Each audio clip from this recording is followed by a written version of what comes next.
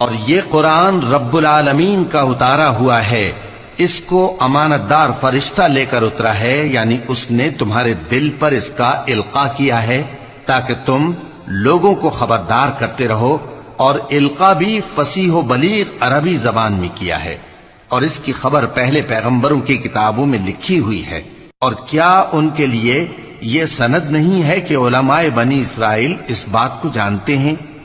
اور اگر ہم اس کو کسی اجمی پر اتارتے اور وہ اسے ان لوگوں کو پڑھ کر سناتا تو یہ اسے کبھی نہ مانتے۔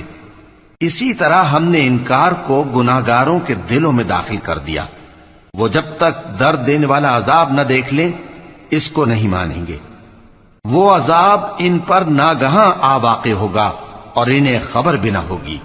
اس وقت کہیں گے کیا ہمیں مہلت ملے گی؟